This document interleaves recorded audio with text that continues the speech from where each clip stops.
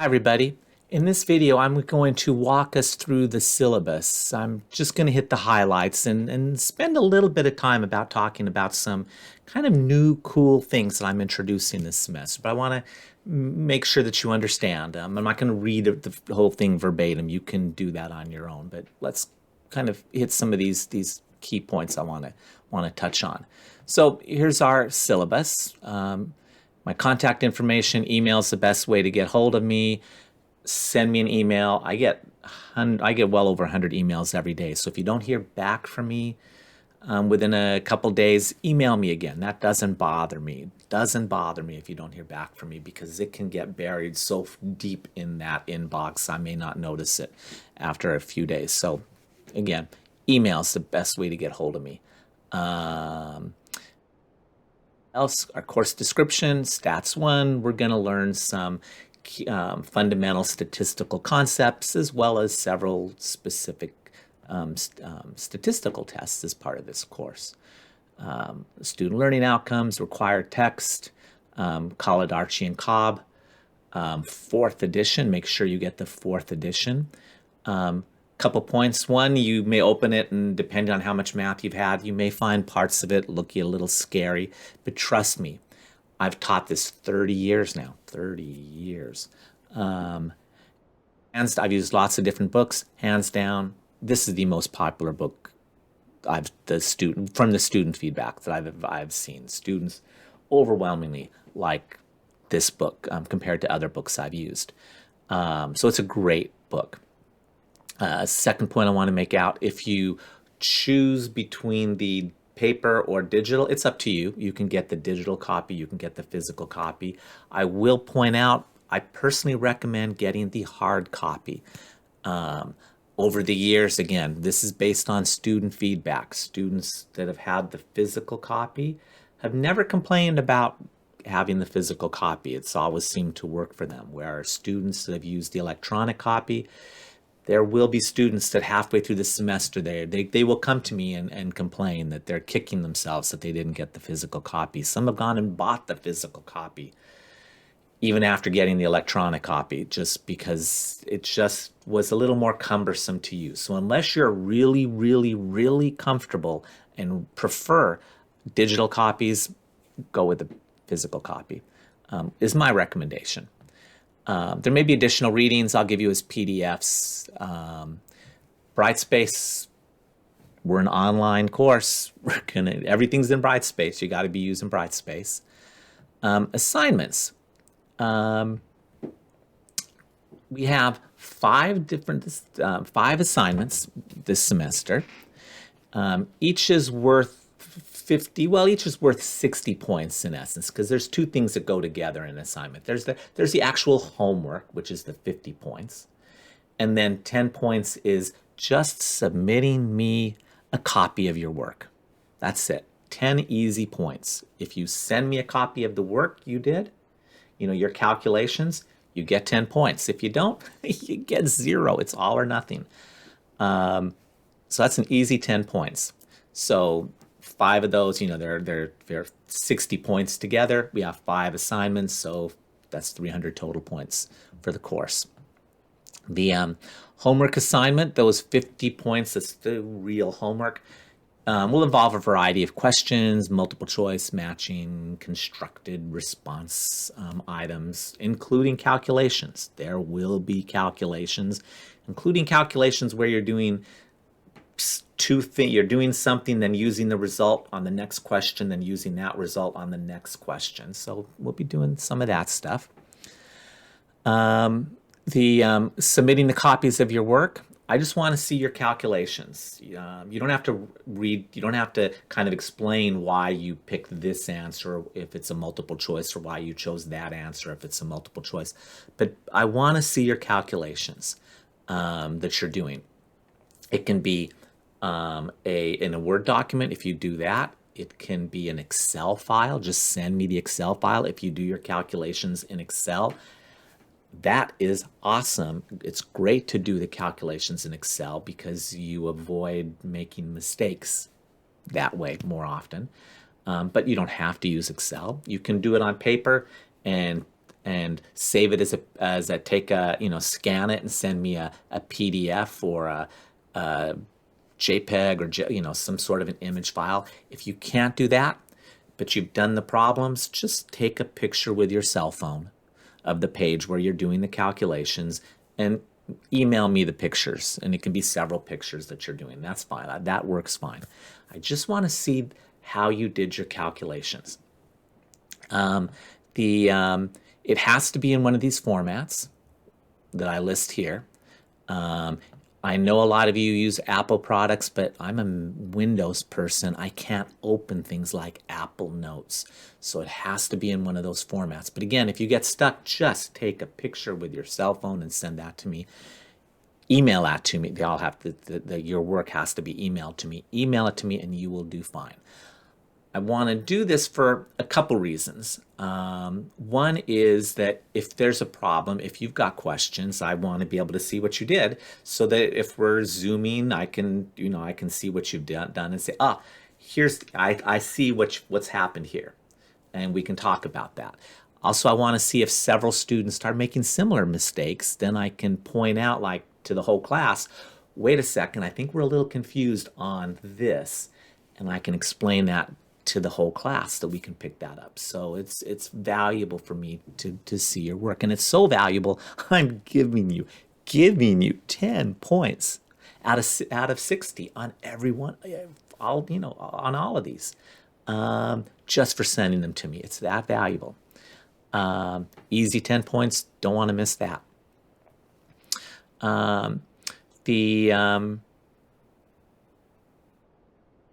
Keep going. Now, this is the big new thing this semester, is I am letting you redo assignments. Now, another thing that's new this semester is your assignments, those 50, right, you're going to email me your work, but the assignment, those 50-point, the actual homework part, that's worth 50 points, you're submitting it directly into Brightspace. So we're doing things a little different than I've done in the past. I'm making these quizzes in Brightspace, and you're going to pick the answers. You're going to enter your numbers that you've done directly into Brightspace. And the reason for this is by doing that, I'm having it automatically score. So you enter your work, you hit submit when you're done, and it tells you exactly what your grade is. It tells you exactly which items you've missed. And then, based on what you've missed, you can redo the assignment. You can redo the assignment and improve your grade. You can redo it as many times as you like to steadily improve your grade. How awesome is that? Now, there is a difference between someone who gets 100% on all of those problems the first time and someone that takes, 3 or 4 or 5 times to get all of the problems correct. So there's an adjustment. There's a small adjustment, a modest adjustment that I make each time you have to resubmit it. But key is, as long as you're persistent, as long as you keep doing it, you can get an A-, as long as you keep working with it until you get all of the questions correct. You can always get at least an A- on every assignment. Repeat that. You can always get at least an A- on every assignment just by sticking with it, submitting it, seeing what you've got wrong, then rewatching those videos, read the book, talk to me, email me, kind of if you're stuck on something, then resubmit it. Fix it, get it right. You can always get at least an A-. The way it works is those 50 points, it's not 50 questions, those 50 points, the very last question out of all of that work is worth six points. And it's simply where you indicate is this your first, second, third, or fourth or more submission. It's worth 6 points. If it's your first submission, you say this is my first, you get all 6 points. If it's your second, you indicate it's my second submission, your second attempt, you get 4 points. If it's your third, you check this is my third try, you're going to get 2 points. And if it's your fourth, fifth, sixth, whatever, you say, oh, this is my fourth or more, you get 0 points. Now keep in mind, I see all of those, so don't think you can always just keep saying this is my first submission because I'm going to notice. Don't be tempted. But if you think about it, the beauty of this is it's only 6 points. The most, if you need 6 times, the most you're going to lose are those 6 points. If after 6 times you've got everything else correct, you got 44 points, you don't get those last 6. But then 10 more points for sending me your homework because you're sending me your work because that's obvious you're going to do that. That's 54 points out of 60. That's 90%. That's an A minus. So you just keep working at it and you can always get an A minus. No matter how many times it takes you. Just make sure you leave yourself enough time to redo it. Don't wait to the last minute and you can't take advantage of that. Now, you may be asking yourself, Craig, this is crazy. Why are you doing this? Why are you making it so easy for everybody to get an A minus? It'll be work, but why am I doing that? Well, it's going to be, like I said, this is going to be new.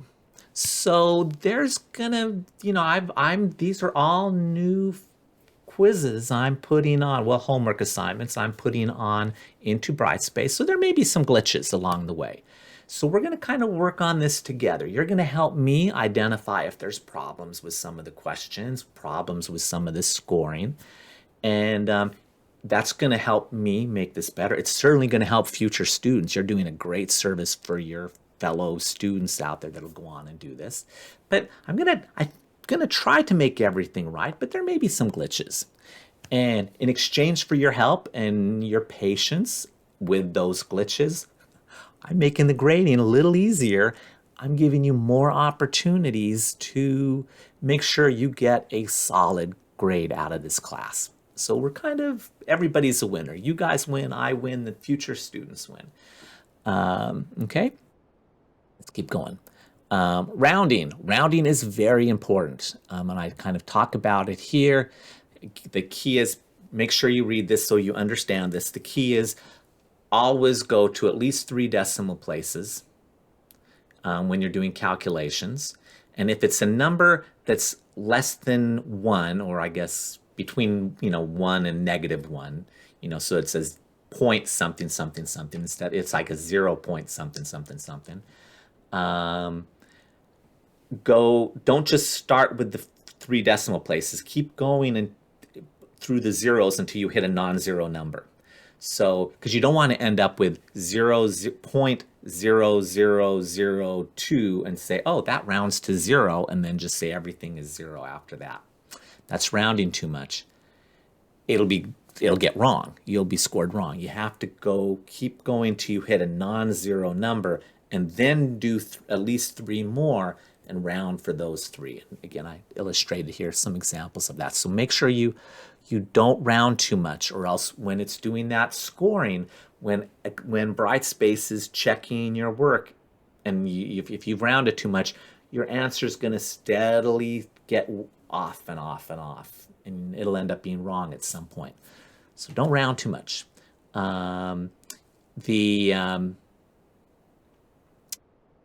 You might think, well, but is that really that big of a deal if I'm doing it right? So what if my answer kind of goes off and off? I've got examples where like bridges have fallen down because people have made that mistake. They've let errors compound, and oops, before you know it, it's a disastrous result. So it does matter to stick in that range. This is why Excel is great, because you can just, if you're doing multiple steps, you don't have to round at all. Let Microsoft deal with that for you until you get to your final answer and round the final answer that you're typing into Brightspace.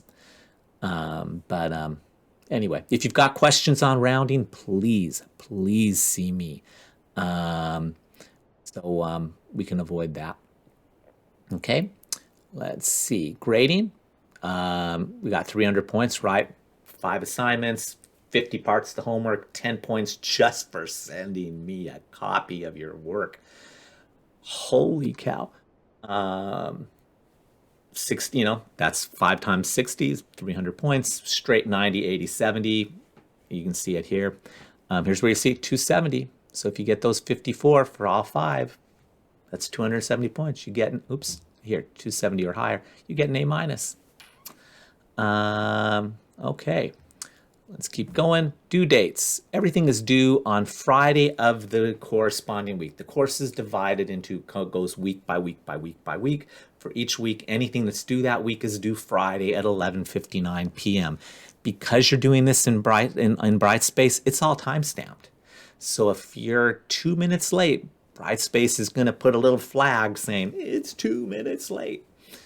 Ouch. And you will lose 5 points for it being partially late, due 5 points for every day or partial day it's late is an additional 5 points. So please don't let that happen. Plus, you want to submit early enough that you can, you can resubmit and get that guaranteed A minus at least for the class. So don't wait. If you wait till the last minute to do it, you're not going to have time to redo it, which is a shame.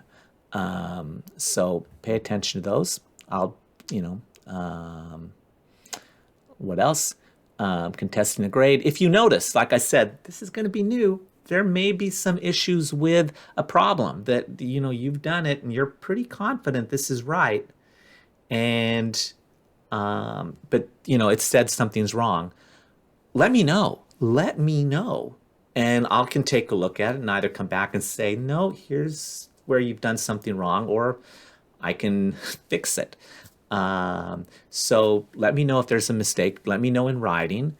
Don't wait until, I kind of have a rule. You need to do at least within a week. But, if you've got the results back and something doesn't make sense, let me know right away. And we can take a look at that. That's also why I want you to send me the work, because then I can see, oh, no. The scoring's correct. Here's what you've done wrong. Okay, so let me know that.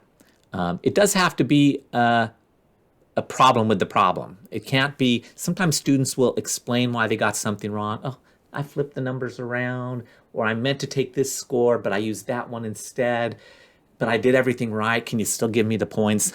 No, it doesn't, no. It's great to understand why you got something wrong, but that's not that's not a basis for getting points for the problem.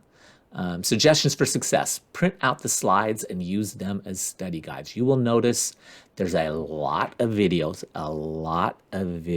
and a crazy amount of slides. I have made well over 1,000 slides for this course that go with the videos. The beauty of that is these slides are, I want you to use them as study guides. I'm going to give you copies of them in PDFs.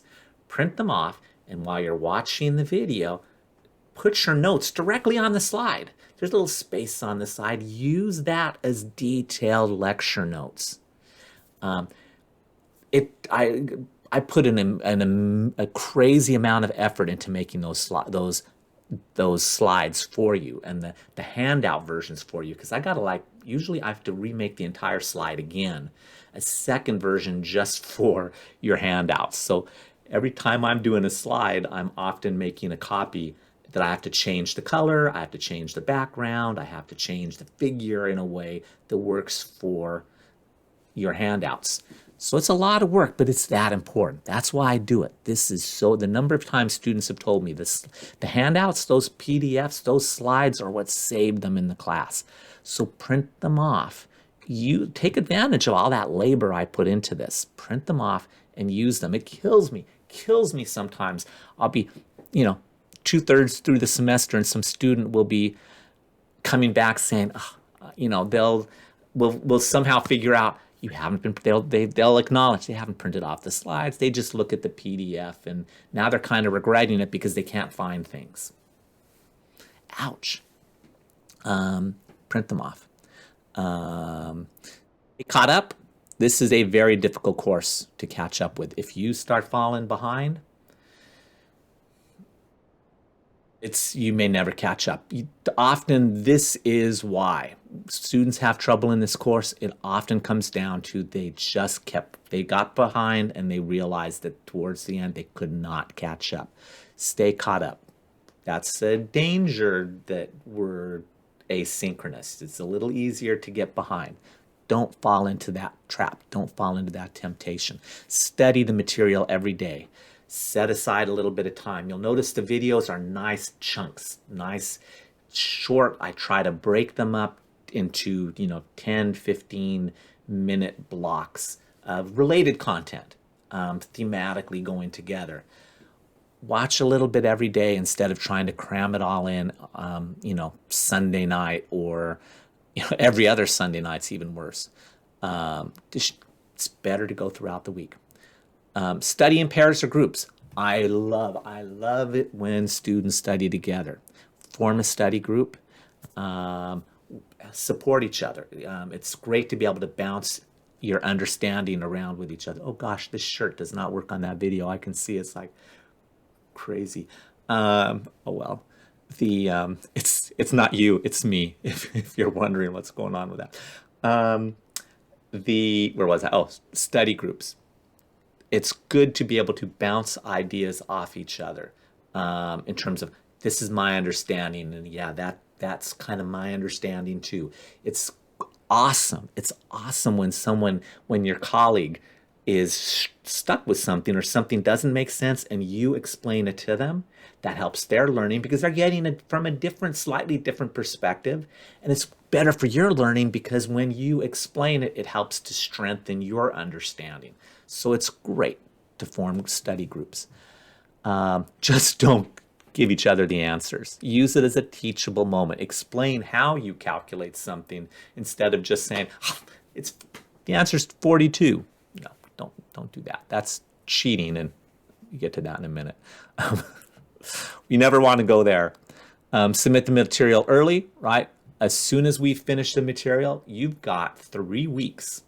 3 weeks before it's due. So start immediately working on that assignment, so you got plenty of time to get it done, plenty of time to ask questions, plenty of time to do a redo if you want to do that. Ask questions. You can see we have discussion forums. You can post questions to the class. That's great, because if you've got a question, others will have it. Shoot me an email. Come to office hours. I love talking about this stuff, so don't worry about bothering me with questions. Work on the end of chapter problems, particularly the starred ones that have answers in the back of the book. Plus, throughout the chapters, Ted will solve problems, and he'll work out problems. Make sure independently go through those and make sure things make sense to you. Okay, students will often ask, should I read the text before or after I watch the videos? And I originally intended for everybody to read the book and then watch the videos, but over the years, I've heard from many students that they actually like it the other way around. A lot of students have said they find it better to watch the videos and then read the book, and the book suddenly makes more sense. So that's completely up to you, which way you go. I should note, if there's a discrepancy between the book and me, there's not much, but there's a few points where I present the material a little differently, or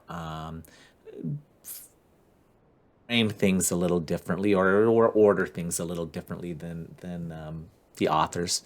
But if there's any discrepancy, go with me.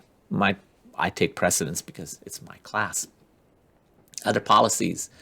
You guys are all grad students, not to cheat. That means you don't give other people answers. You don't copy their answers. You don't give them a copy of your answers. You don't give future students a copy of your answers. Remember, I've got these all as records going back 20 years at UMaine. So yeah, you don't want to be showing up in kind of situations. But you're all grad students, better than that. Incompletes. I do want to talk a little bit about incompletes because this has kind of changed. The university policies have changed in a way to make it more difficult, I think, for students to complete incompletes. Basically, it's kind of spelled out here. It's less of an issue for us this semester because this is asynchronous online. But the key is that to do an incomplete, you have to be, there needs to be something big going on, something influencing your ability to complete the course. You can't get an incomplete just because you're unhappy with the grade. You can't get an incomplete because you've ran out of time at the end of the semester. So, you know, if something is going on in your life that is interfering with your ability, or you think that may interfere with your ability to finish the course on time with the grade you'd like, talk to me right away. Just talk to me. I am sympathetic to that when that happens, but you have to talk to me right away.